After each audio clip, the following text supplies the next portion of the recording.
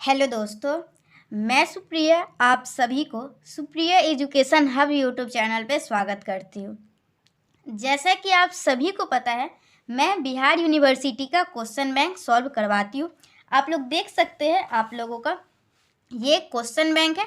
आज हम लोग क्या करने वाले हैं, आज हम लोग केमिस्ट्री सब्सिडरी का क्वेश्चन बैंक सॉल्व करने वाले हैं पार्ट 1 का 2019 का। ओके, 2019 के ग्रुप ए के सभी क्वेश्चनों को सॉल्व करूंगी। देखिए, मेरा वीडियो रेगुलर नहीं आ पाता है डेली का डेली। इसकी वजह क्या है, क्योंकि देखिए मैं आप लोगों को जैसे जो बता रही हूँ, तो आप सभी को पता होगा आप सभी का एग्जाम सब्जेक्टिव होने वाला है। तो सब्जेक्टिव होने वाला है तो कुछ अच्छा से तो लिखा हो रहना चाहिए ना, तभी तो आप लोग उसको लिख के याद करके अपने एग्जाम में लिख पाइएगा। तो अच्छे तरीके से नोट्स बनाने के लिए ओके, एकदम अच्छे तरीके से सभी क्वेश्चनों का मैनर में जैसे एग्जाम में लिखा जाता है आंसर, उस तरीके से बनाने में थोड़ा सा टाइम लग जाता है, जिस वजह से वीडियोज आने में थोड़ी सी देरी हो जाती है। ओके, तो आज हम लोग केमिस्ट्री सब्सिडरी का कौन कौन क्वेश्चन करने वाले हैं पहले से बता देती हूँ। अगर आप लोगों को ये सभी क्वेश्चन आता होगा तो आप लोग वीडियो छोड़ के चले जाइएगा, अगर नहीं आता होगा तो आप लोग वीडियोज देखिएगा। अगर आता भी होगा तो एक बार देख लीजिएगा कैसा आंसर है, किस टाइप का है, ये अच्छा है या फिर आपका वाला बेटर है। आपको जो सही लगेगा वही अपना एग्जाम में आंसर लिखिएगा। ओके, मैं सभी का बहुत ही अच्छी तरीके से नोट्स बना के लाई हूँ और अच्छे तरीके से समझाऊंगी भी, इसकी टेंशन आप लोग बिल्कुल मत लीजिए। पहले मैं थोड़ा सा आप लोगों को मार्किंग स्कीम बता देती हूँ, क्या केमिस्ट्री सब्सिडरी में कितने क्वेश्चन पूछे जाते हैं और कितने का आंसर देना होता है। और ये सबसे बड़ी बात होती है ये जानना एक क्वेश्चन का कितना मार्क्स रहता है। ओके, क्योंकि अगर मैं आप लोगों को मार्क्स नहीं बताऊंगी तो अगर आप लोगों से कोई क्रिटिकल कांस्टेंट पूछेगा ना क्या होता है, तो आप लोग 2 लाइन का डिफिनेशन बताइएगा। यही अगर मैं इसका मार्क्स बता दूंगी, ये जो नंबर है ये 7 नंबर का क्वेश्चन है, तो क्या आप लोग 2 लाइन का आंसर लिखिएगा? नहीं ना, तो फिर 7 नंबर के लिए लिखना क्या क्या होगा, ये सभी बातें हम लोग जानेंगे इस वीडियो में। तो इस वीडियो को स्टार्ट करने से पहले अगर चैनल पे न्यू है तो चैनल को सब्सक्राइब कर दीजिए, बेल आइकन को प्रेस कर लीजिए, ताकि आने वाले सभी वीडियो का नोटिफिकेशन आप लोगों को टाइम पे मिल सके। ओके, 3 वीडियो हो जाएगा केमिस्ट्री सब्सिडरी 2019 का, एक में ग्रुप ए, एक में ग्रुप बी, एक में ग्रुप सी कंप्लीट। देखिए, मैं सबसे पहले आप लोगों को बता देती हूँ, केमिस्ट्री सब्सिडरी में 3 ग्रुप में क्वेश्चन पूछे जाते हैं। पहला होता है ग्रुप ए, दूसरा होता है ग्रुप बी, और तीसरा अगर आप लोगों के पास क्वेश्चन बैंक नहीं है तो चलिए स्क्रीनशॉट ले लीजिए, आप लोगों को टेंशन लेने की कोई ज़रूरत नहीं है। ओके, चलिए स्क्रीनशॉट ले लिए। ग्रुप ए होता है, ग्रुप बी होता है और ग्रुप सी होता है। ग्रुप ए में फिजिकल केमिस्ट्री से क्वेश्चन पूछे जाते हैं।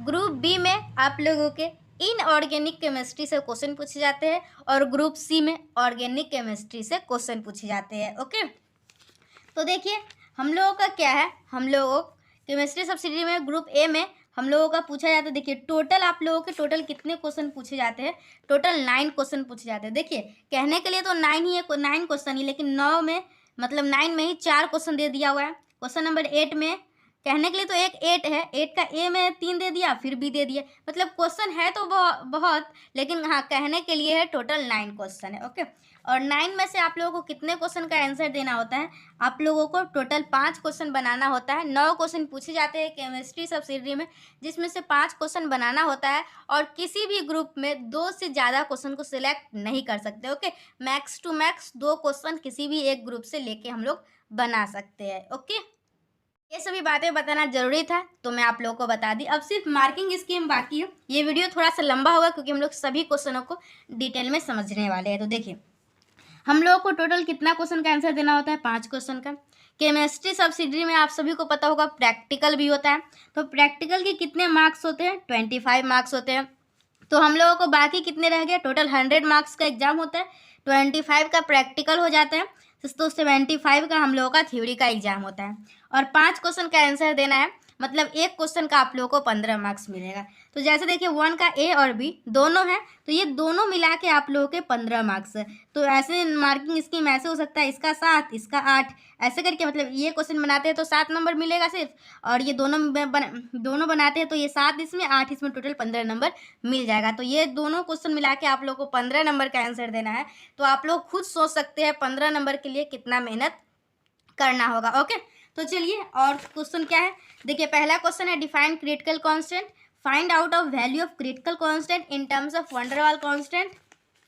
दूसरा है specific conductance, equivalent conductance and molar conductance, और give a method of determination of specific conductance, और तीसरा क्या है, explain any three of the following, limiting radius ratio, unit cell, calomel electrode, surface tension और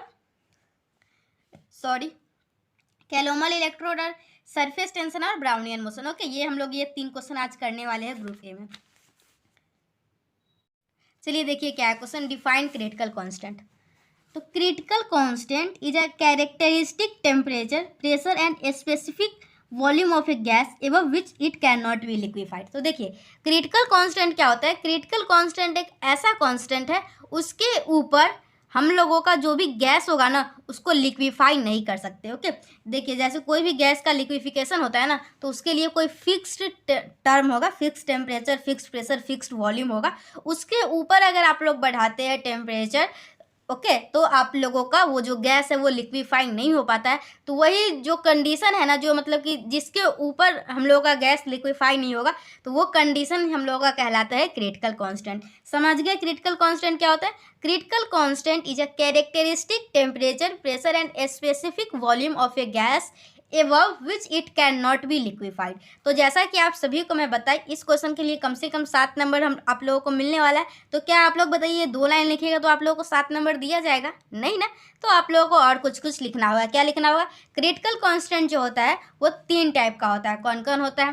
क्रिटिकल टेम्परेचर होता है, critical pressure होता है और क्रिटिकल वॉल्यूम होता है। ओके, इसके बाद हम लोग लिखेंगे क्रिटिकल टेम्परेचर क्या होता है। तो critical temperature as that temperature above which the gas cannot be liquefied। Okay, जो क्रिटिकल टेम्परेचर एक ऐसा टेम्परेचर है, उस टेम्परेचर के ऊपर अगर हम आप लोग किसी भी गैस को उस टेम्परेचर के ऊपर लिक्विफाई करने की कोशिश कीजिएगा तो वो लिक्विफाई नहीं होगा। Okay, critical temperature as that temperature above which the gas cannot be liquefied and it is denoted by TC। Okay, और इसको TC से डिनोट किया जाता है। For example, critical constant of CO2 is 31.1 degree Celsius. मतलब कहने का क्या मतलब है, कार्बन डाइऑक्साइड का क्रिटिकल कांस्टेंट 31.1 डिग्री सेल्सियस होता है, या फिर केल्विन में चेंज करेंगे तो 340.2 kelvin. Means carbon dioxide can not be liquefied above this temperature. Okay, इस टेम्परेचर के बाद कार्बन डाइऑक्साइड लिक्विफाई नहीं हो सकता। ये हम लोग क्या समझे? ये हम लोग समझे क्रिटिकल टेम्परेचर। अब हम लोग क्या समझेंगे? Critical pressure. Okay, critical pressure क्या होता है? आप लोगों को बीच में 2 मिनट के लिए अंधेरा हो गया होगा। ओके, जस्ट वेट, मैं ठीक कर रही हूँ। चलिए, क्रिटिकल प्रेशर क्या होता है? देखिए, क्रिटिकल टेम्परेचर तो समझ गए। क्रिटिकल प्रेशर होता है the minimum pressure required to liquefy the gas at that critical temperature is called critical pressure. मतलब क्रिटिकल टेम्परेचर आप लोग पहले समझ गए हुए। क्रिटिकल टेम्परेचर पे जो मिनिमम प्रेशर चाहिए होगा ना किसी भी गैस को लिक्विफाई करने के लिए, वही हम लोगों का होता है क्रिटिकल प्रेशर। ओके, सबसे पहले हम लोग क्या समझे? क्रिटिकल कांस्टेंट क्या होता है? तो क्रिटिकल कांस्टेंट एक ऐसा वैल्यू है जिसके उसके ऊपर अगर टेम्परेचर, प्रेशर और वॉल्यूम को उसके बाद लिक्विफाई नहीं किया जा सकता। उसके बाद हम लोग समझे क्रिटिकल कांस्टेंट जो है वो हम लोगों का 3 टाइप का होता है। क्रिटिकल टेम्परेचर होता है, क्रिटिकल प्रेशर होता है, क्रिटिकल वॉल्यूम होता है। क्रिटिकल टेम्परेचर ऐसा टेम्परेचर होता है जिसके एबव, मतलब क्रिटिकल टेम्परेचर वो टेम्परेचर है जिसके ऊपर जो है गैस लिक्विफाई नहीं हो सकता है। क्रिटिकल प्रेशर क्या होता है? ये मिनिमम प्रेशर है। कब मिनिमम प्रेशर है? जब किसी भी क्रिटिकल टेम्परेचर पे गैस को लिक्विफाई करना होता है। देखिए ध्यान से समझिए, the minimum pressure required to liquefy the gas at that critical temperature is called critical pressure and it is denoted by किस प्रकार से डिनोट करते हैं? And it is denoted by ऐसे, क्रिटिकल प्रेशर है ना तो PC। ओके, इस टाइप से डिनोट करते हैं क्रिटिकल प्रेशर। ओके, चलिए अब देखिए आगे क्या है। For example, critical pressure for carbon dioxide is 72.9 atmosphere. Means 72.9 is the minimum pressure when CO2 is liquefy. चलिए अब हम लोग क्या समझेंगे? अब हम लोग समझेंगे क्रिटिकल वॉल्यूम क्या होता है। तो the volume occupied by 1 mole of A gas. तो देखिए क्रिटिकल वॉल्यूम बहुत ही आसान है। क्रिटिकल वॉल्यूम ऐसा वॉल्यूम होता है जो किसी भी 1 मोल गैस के लिए क्रिटिकल टेम्परेचर और क्रिटिकल प्रेशर पे जो वॉल्यूम होता है ना वही हम लोग का क्रिटिकल वॉल्यूम हो जाता है। क्या कहने का मतलब है? किसी भी क्रिटिकल टेम्परेचर, ओके यहाँ समझिए, किसी भी क्रिटिकल टेम्परेचर और critical pressure, okay critical temperature और क्रिटिकल प्रेशर पे 1 मोल गैस के लिए जो वॉल्यूम होता है ना वही हम लोगों का हो जाता है क्रिटिकल वॉल्यूम। समझ गए आप लोग? The volume occupied by 1 mole of the gas eight the critical temperature and pressure is called the critical volume and it is denoted bye VC। For example critical volume of carbon dioxide is 95.65 centimetre square mole inverse. तो चलिए इस तरीके से हम लोगों का question number 1 का option number A complete हो जाता है। ओके, और मैं आप लोगों को समझाने की भी कोशिश कर रही हूँ, मतलब कि हाँ कोशिश तो कर ही रही हूँ, और आप लोगों को एकदम अच्छे तरीके से नोट्स भी मिल रहा है जो कि आप लोग स्क्रीनशॉट लेके अपना नोट्स तैयार कर सकते हैं। ऐसे कोई भी स्टूडेंट है जो पार्ट 1 में पढ़ रहे हैं या फिर पार्ट 1 में आप लोगों के फ्रेंड्स भी होंगे, तो क्वेश्चन बैंक साइंस का और आर्ट्स का चाहिए होगा, पार्ट 1 पार्ट 2 दोनों का, तो मेरे पास सभी का क्वेश्चन बैंक है। आप लोगों को उसके लिए कुछ मेंटेनेंस चार्ज देना होगा, फिर आप लोगों को वो PDF प्रोवाइड करवा दिया जाएगा। आप लोग टेलीग्राम पे आके मुझे मैसेज कर सकते हैं, ओके, या फिर ईमेल आईडी पे मैसेज कर सकते हो। ओके, ईमेल आईडी भी आप लोगों को पता ही होगा, नहीं पता होगा तो अबाउट सेक्शन में जाके चेक कर लीजिएगा। ओके, और टेलीग्राम पे मैं मैसेज बंद कर दी हुई हूँ कुछ वजह की वजह से, और वो ओपन नहीं होगा टेलीग्राम का मैसेज। आप लोग इंस्टा पे आके ही मैसेज कर लीजिएगा। ओके, फिर मैं आप लोगों को ऐसे इंस्टा पे तो PDF भेजने का ऑप्शन नहीं रहता है, तो आप लोग टेलीग्राम पे ही कर लीजिएगा। ओके, सॉरी टेलीग्राम बोल रही हूँ, ईमेल आईडी पे। आप लोगों के पास मेरा इंस्टा आईडी है, टेलीग्राम आईडी भी होगा, पर्सनल वाला भी है, आप लोग के पास ईमेल आईडी भी दी हुई हूँ, सब कुछ तो आप लोग के पास है ही। चलिए, क्रिटिकल वॉल्यूम समझ चुके हैं, अब हम लोग समझेंगे find out of value of critical constant in terms of van der Waal constant. मतलब क्रिटिकल कांस्टेंट और वंडरवाल कांस्टेंट में जो रिलेशन होता है, रिलेशन क्या होता है मैं आप लोगों को बता देती हूँ। क्रिटिकल वॉल्यूम जो होता है ये 3V होता है, क्रिटिकल टेम्परेचर हम लोगों का क्या होता है, और critical pressure, critical temperature 8A/27 भी होता है, और क्रिटिकल प्रेशर होता है, क्या होता है क्रिटिकल प्रेशर, A/27B²। ओके, ये आप लोगों का होता है, यही आप लोगों को तीनों के तीनों को डिराइव करना है। वंडरवाल कांस्टेंट क्या होता है, वंडरवाल कांस्टेंट A और B होता है। क्रिटिकल कांस्टेंट क्या होता है, TC PC VC। मतलब TC PC VC का A और B में रिलेशन बताना है। ओके, समझ गए क्वेश्चन क्या पूछ रहा है? क्वेश्चन यही, ये तीनों जो फॉर्मूला है कहाँ से आया इसका डेरिवेशन पूछ रहा है। चलिए अब देखिए यहाँ पे, हाँ अगर आप लोग को ये क्वेश्चन बैंक जो मैं पूरा सॉल्यूशन करवा रही हूँ, मैं पूरा PDF मतलब कि पूरा तैयार की हुई हूँ, तो क्वेश्चन बैंक का भी सॉल्यूशन चाहिए होगा। देखिए आप लोग को PDF कुछ भी चाहिए होगा तो उसके लिए पे करना ही होगा, क्योंकि इसको बनाने में मेहनत लगता है। लेकिन मैं जानती हूँ सभी के सभी स्टूडेंट पे नहीं कर सकते, इस वजह से मैं आप लोग को फ्री में यूट्यूब पर प्रोवाइड करवा रही हूँ, तो आप लोग स्क्रीनशॉट ले लीजिए। लेकिन हाँ, बहुत सारे स्टूडेंट होंगे जिनको PDF बाय करना होगा, ओके, तो वो कर सकते हैं। ओके, चलिए देखिए, find out of value of critical constant in terms of van der Waal constant. तो relation between critical constant and van der Waal constant बताना है। तो जैसा कि आप सभी को वंडरवाल इक्वेशन पता होगा, तो क्या होता है आप लोगों का वंडरवाल इक्वेशन होता है हम लोग का 1 मोल के लिए। ओके, 1 मोल के लिए, गला बहुत फंस रहा है, बहुत जोर से बोल रही हूँ ना इसलिए। चलिए, हम लोगों का वंडरवाल इक्वेशन क्या होता है, P + A/V², V - B = RT। देखिए ये 1 मोल के लिए वंडरवाल इक्वेशन है। ओके, N मोल के लिए हम लोग का यहाँ पे AN² होता है, V - NV होता है, और यहाँ पे NRT होता है। लेकिन 1 मोल के लिए N = 1 रखेंगे तो हम लोग का ये वंडरवाल इक्वेशन ये होगा। ओके, अब हम लोग क्या करेंगे, इसको सिंप्लीफाई करेंगे, मतलब हम लोग मल्टीप्लाई करेंगे। तो यहाँ से मल्टीप्लाई करेंगे तो क्या हो जाएगा, ये दोनों का PV - PB + AYV, मतलब इस दोनों को मल्टीप्लाई करना है और कुछ नहीं करना है। ओके, P के साथ इसको मल्टीप्लाई कीजिए, फिर P के साथ इसको कीजिए, फिर इसके साथ इसको कीजिए, फिर इसके साथ इसको। आप लोग को मल्टीप्लाई करने तो आता ही होगा, इतने तो जूनियर आप लोग है नहीं। इसके बाद क्या करना है, इस पूरे इक्वेशन को V² से डिवाइड करना है। पहले इसको सिंप्लीफाई कर दिए, फिर V² से डिवाइड किए है। ओके, सॉरी V² से मल्टीप्लाई की हूँ। ओके, V² से मल्टीप्लाई करने के बाद हम लोगों का क्या निकल के आया है, हम लोगों का ये निकल के आया है। उसके बाद हम लोग V² से मल्टीप्लाई करने के बाद P से डिवाइड किए हैं, तो P से डिवाइड करने के बाद हम लोग को ये आया है। उसके बाद हम लोग इसको रीअरेंज किए कैसे, V के पावर में, मतलब पहले VQ आएगा, फिर V² आएगा, फिर V आएगा, फिर V के पावर 0 आएगा। इस टाइप से हम लोग का आएगा, तो हम लोग इसको मान लेंगे इक्वेशन 1। समझ में आया क्या कि हम लोग पहले वंडरवाल इक्वेशन लिए हैं। थोड़ा सा मैं रफ में समझाने की कोशिश करती हूँ। देखिए क्या हम लोग का वंडरवाल इक्वेशन क्या होता है, P+, चलिए लिखने में नहीं बन रहा था, वंडरवाल इक्वेशन क्या होता है हम लोग को, P + A/V², V - B, clear नहीं दिख रहा है ना। ओके, वंडरवाल इक्वेशन हम लोग का क्या होता है, वंडरवाल इक्वेशन होता है P plus a by V square V minus B equal to R T 1 mole gas के लिए। ओके, 1 मोल गैस के लिए वंडरवाल इक्वेशन हम लोग का ये होता है। अब क्या करेंगे, मल्टीप्लाई करेंगे, मतलब P से इस दोनों को मल्टीप्लाई कीजिए, P इंटू बी। इतना सिंपल करके बताऊंगी ना, आप लोग नहीं भी सोचिएगा समझना, फिर भी समझ में आएगा। ओके, यहाँ तक समझ में आया? क्या किए, P को इससे मल्टीप्लाई किए, फिर इसको इससे किए। मल्टीप्लाई करने तो आते ही होगा, पी भी माइनस पी बी प्लस इसे एक भी कट जाएगा तो a by V minus a B upon V square equal to R T. अब क्या करेंगे, अब पूरे में हम लोग वी स्क्वायर से मल्टीप्लाई करेंगे। किससे मल्टीप्लाई करेंगे, वी स्क्वायर से। तो वी ऑलरेडी है तो यहाँ पी भी क्यूब हो जाएगा, यहाँ पे पी भी वी स्क्वायर हो जाएगा, और वी स्क्वायर से मल्टीप्लाई करेंगे तो यहाँ पे ए भी आएगा, और यहाँ पे वी स्क्वायर कट गया, और यहाँ पे बचा आर टी वी स्क्वायर। अब क्या करेंगे, अब हम लोग इस पूरे में पी से डिवाइड करेंगे। ओके, पी से डिवाइड कीजिए आप लोग, जैसे जैसे बोल रही हूँ वैसे वैसे कीजिए, और एग्जाम में जो भी कर रहे हैं ना वो लिखना होता है। तो हम लोग लिखेंगे यहाँ पे multiplying through out by V square, divide through out by P. Okay, ये सभी लिखना होता है एग्जाम में। तो हम लोग को यहाँ से क्या आएगा, देखिए, वी क्यू माइनस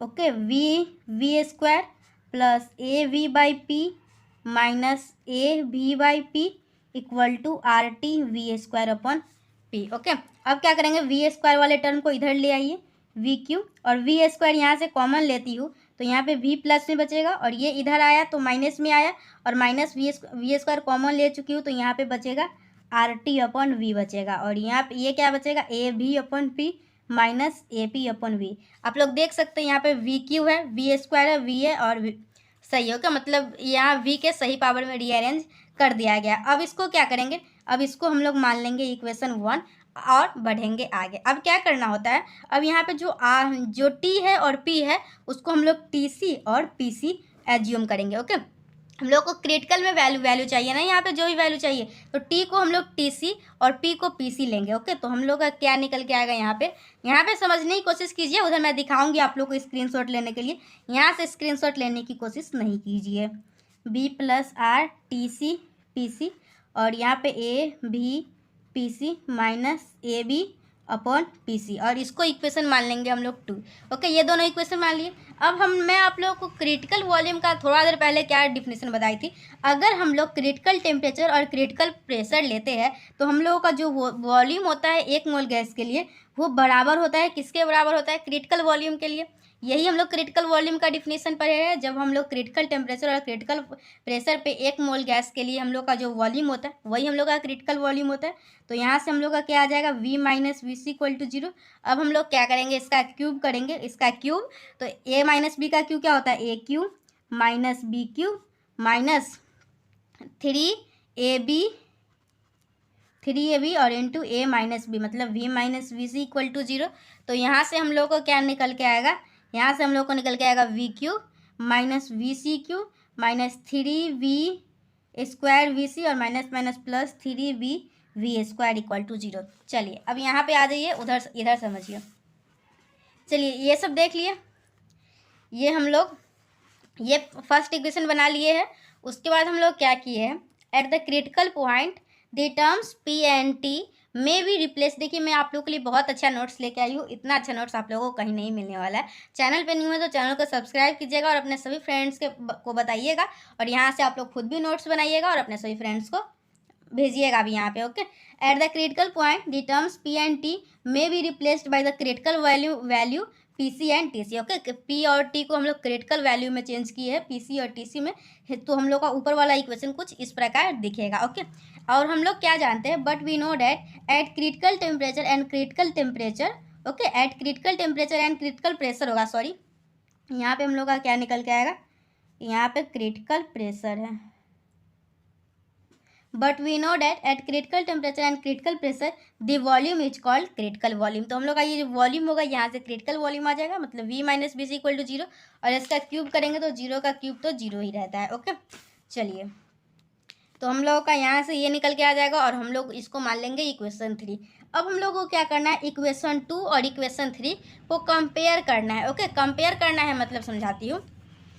ये आप लोग इक्वेशन 3 देख चुके हैं, हम लोग ये वी स्क्वायर का जो टर्म है, वी स्क्वायर का टर्म वो इसके बराबर करेंगे, और वी का जो टर्म है ए बाई पी सी वो वी के टर्म के बराबर करेंगे, जो कांस्टेंट है वो कांस्टेंट के बराबर करेंगे। ओके, तो हम लोगों का देख सकते हैं यहाँ पे देखिए वी स्क्वायर जो है, वी स्क्वायर के साथ यहाँ पे क्या है 3vc, तो 3vc और बराबर किसके होगा वी स्क्वायर के टर्म के। तो वी स्क्वायर का टर्म यहाँ क्या है बी प्लस आर टी अपन पी सी।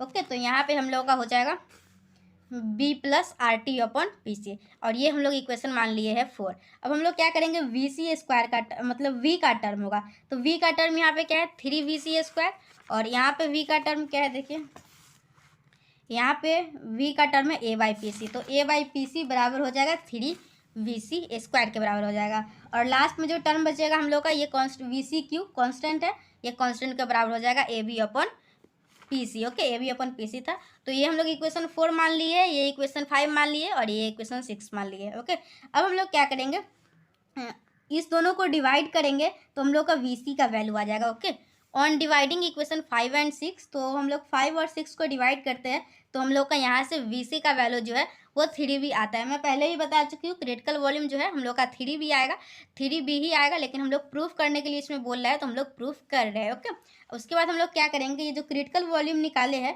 ये हम लोग इक्वेशन 5 में रख देंगे, तो हम लोग का यहाँ पे क्रिटिकल वॉल्यूम रख देते हैं तो हम लोग का क्रिटिकल प्रेशर आ जाएगा। तो हम लोग जो क्रिटिकल वॉल्यूम निकाले वो 5 में रख दिए है, तो हम लोग का यहाँ से क्रिटिकल प्रेशर का वैल्यू निकल के आया है। क्या वैल्यू निकल के आया है A/27 स्क्वायर। अब हम लोग क्या करेंगे क्रिटिकल प्रेशर और क्रिटिकल वॉल्यूम दोनों का वैल्यू जो है वो इक्वेशन 4 में रख देंगे, तो हम लोगों का क्रिटिकल टेम्परेचर निकल के आ जाएगा। ओके, हम लोग यहाँ पे रख दिए तो हम लोगों का क्रिटिकल टेम्परेचर निकल के आ गया। क्या निकल के आया 8A/27 RB। तो इस तरीके से हम लोगों का क्रिटिकल टेम्परेचर निकल के आ जाएगा। क्या निकल के आ जाएगा critical temperature 8A/27 RB। Okay, तो हम लोग यहाँ पे एक साथ लिख दीजिए, ये सभी वैल्यू आया। चलिए यहाँ पे क्या क्वेश्चन था, find out the value of critical constant in terms of van der Waal constant. इसको कंप्लीट कर चुके हैं। ओके, ये भी कंप्लीट हो चुका है। नेक्स्ट क्वेश्चन क्या है हम लोगों का 2 का A, define specific conductance, equivalent conductance and molar conductance of an electrolytic solution. Okay, मैं पहला क्वेश्चन का ऑप्शन नंबर ए और ऑप्शन नंबर बी दोनों करवा दी हुई हूँ। अगर दोनों पसंद आया है तो वीडियो को लाइक कर दीजिए, और उसके बाद हम लोग क्वेश्चन नंबर 2 का स्टार्ट करेंगे। ओके, और आप लोगों से एक रिक्वेस्ट है, वीडियो देख रहे हैं तो वीडियो में एडवर्टाइजमेंट आता होगा, एक भी एडवर्टाइजमेंट को आप लोग को स्किप बटन पर क्लिक नहीं करना है। मेरा एक रिक्वेस्ट है, आप लोग मान लीजिएगा। ओके, और कमेंट में बताइएगा आप लोग को कितना एडवर्टाइजमेंट वीडियोज़ में देखने को मिलता है। ओके, चलिए नेक्स्ट क्वेश्चन क्या है, define specific conductance, equivalent conductance and molar conductance of an electrolytic solution. तो हम लोग का स्पेसिफिक कंडक्टेंस क्या होता है, conductance due to all the ions present in 1 centimetre cube, मतलब 1 ml ऑफ इलेक्ट्रोलिटिक सॉल्यूशन। मतलब 1 ml वॉल्यूम में जितने भी कंडक्टेंस प्रेजेंट होते हैं वही हम लोगों का होता है स्पेसिफिक कंडक्टेंस। स्पेसिफिक कंडक्टेंस क्या होता है, conductance due to all the ion present in that volume of solution which contains 1 centimetre cube volume. Okay, ऐसे भी बता सकते हैं। इसका एक और फार्मूला होता है कंडक्टेंस का, कप्पा का। ओके, मतलब इसको हम लोग कप्पा से डिनोट करते हैं स्पेसिफिक कंडक्टेंस को। इसको हम लोग कप्पा पढ़ते हैं, कप्पा कप्पा, पप्पा मत बोलिए, kappa. Okay, kappa conductance into cell constant होता है। ओके, चलिए नेक्स्ट क्या हम लोगों का स्पेसिफिक कंडक्टेंस के बारे में कुछ और। Specific conductance is denoted by kappa and its unit is ohm inverse, centimetre inverse, और महो सेंटीमीटर इनवर्स, और siemens centimetre inverse.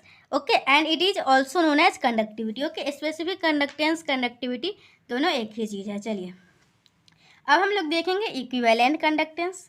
Equivalent conductance क्या होता है, conductance due to all the ions present in that volume of solution which contains 1 gram of equivalent of electrolyte. Okay, equivalent conductance क्या होता है, देखिए पहले हम लोग पढ़े स्पेसिफिक कंडक्टेंस में, मतलब 1 ml में जो कंडक्टेंस होगा वो स्पेसिफिक हो जाएगा। 1 ग्राम ऑफ इक्विवेलेंट में जो होगा वो हम लोग का इक्विवेलेंट कंडक्टेंस हो जाएगा। ओके, और हम लोग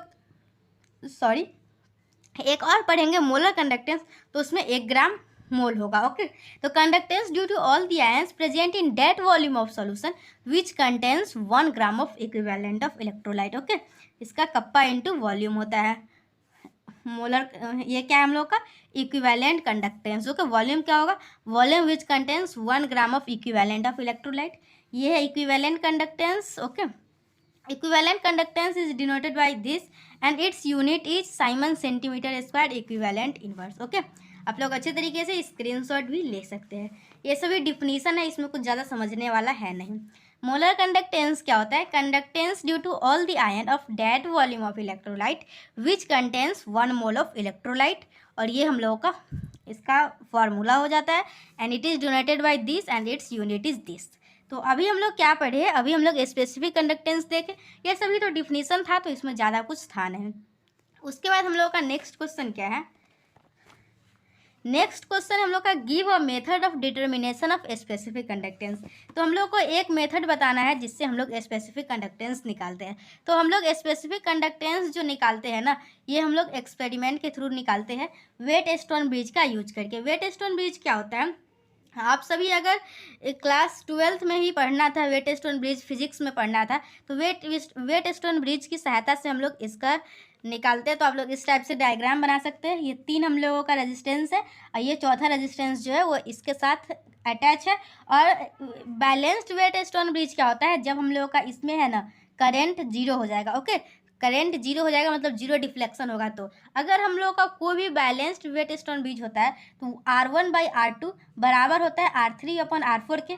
R1 R2 R4 पता है हम लोग को, क्योंकि ये जो लगाए हैं हम लोग वेट स्टोन ब्रिज, ये हम लोग खुद से लगाए, तो हम लोग को ये सभी पता है। और हम लोग का ये जो होगा R3 होगा, तो हम लोग जो इसमें लग रहा है ना ये R3 होगा। देखिए स्पेसिफिक कंडक्टेंस होता क्या है, तो मैं आप लोगों को अभी बताई सेल कॉन्स्टेंट इंटू, यहाँ पे मैं फॉर्मूला दिखा देती हूँ। स्पेसिफिक कंडक्टेंस बताए ना, देखिए यहाँ पे conductance into cell constant. Conductance क्या होता है, 1 अपॉन रेजिस्टेंस। तो हम लोग को जो निकालना है रेजिस्टेंस से निकालना है। अगर रेजिस्टेंस निकाल लेते हैं तो हम लोग का स्पेसिफिक कंडक्टेंस निकल जाएगा। और सेल कांस्टेंट क्या होता है, सेल कांस्टेंट हम लोगों का होता है, तो सेल कांस्टेंट जो होता है हम लोग का L/A होता है। तो हम लोग को पता है इसका लेंथ क्या है और एरिया क्या है, क्रॉस सेक्शन एरिया, तो वो सभी हम लोग को पता है। सिर्फ हम लोग अगर निकाल लेते हैं, क्या निकाल लेते हैं, रेजिस्टेंस निकाल लेते हैं, तो हम लोगों का निकल जाएगा। बैलेंस्ड वेट स्टोन ब्रिज में ये कंडीशन होता है। R3 हम लोग यहाँ से निकाल लेंगे, हम लोग को रेजिस्टेंस ही निकालना है। कप्पा होता है कंडक्टेंस इंटू सेल कॉन्स्टेंट, और कंडक्टेंस जो होता है 1 अपॉन रेजिस्टेंस, और रेजिस्टेंस जो है ये हम लोग वेट स्टोन ब्रिज के फॉर्मूला से हम लोग निकाल लिए। तो इस प्रकार से हम लोग निकालते हैं। चलिए देखिए, अब नेक्स्ट क्वेश्चन हम लोगों का क्या कहता है, ये हो गया, ये हो गया। नेक्स्ट क्वेश्चन कहता है explain any 3 of the following. Okay, तो हम लोग का क्या है, लिमिटिंग रेडियस रेशियो है, फिर यूनिट सेल है। चलिए मैं क्वेश्चन नंबर 3 को नेक्स्ट वीडियो में ये पांचों को एक्सप्लेन करना होगा मुझे बहुत ही अच्छी तरीके से। तो देखिए ऐसे मैं आप लोग को बता दूँ, ये पूरा सॉल्यूशन रेडी है। ओके, सभी के सभी रेडी है, तो आप लोगों को टेंशन नहीं लेना है। वीडियो जब जल्दी जल्दी ही आएंगे, बस आप लोगों को एक काम करना है, इस वीडियो में 50 लाइक कंप्लीट होने के बाद मैं नेक्स्ट वीडियो अपलोड करूंगी, तो आप लोग इस वीडियो को केमिस्ट्री सब्सिडरी के 50 स्टूडेंट के पास पहुंचा दीजिए। अगर 20 स्टूडेंट भी देख रहे हैं तो 2-2 मतलब 3-3 स्टूडेंट को भी भेजिएगा, तो 60 हो ही जाएगा। कोई 10 आदमी नहीं मतलब कि नहीं देखेगा, ओके, वो पढ़ाई में इंटरेस्टेड नहीं होगा, ओके, लेकिन 50 लाइक तो हो ही जाएगा। और जो जिसको वीडियो से हेल्प मिलेगा वो तो लाइक जरूरी करेंगे। ओके, हम लोग नेक्स्ट वीडियो में 3 नंबर कंप्लीट करेंगे, फिर ग्रुप बी को स्टार्ट करेंगे। मिलते हैं नेक्स्ट वीडियो में, तब तक के लिए बाय। आप लोग को ये वीडियो पसंद आया या नहीं मुझे कमेंट सेक्शन में बताइए, फिर आगे की बातें होती रहेगी। Okay bye, thank you.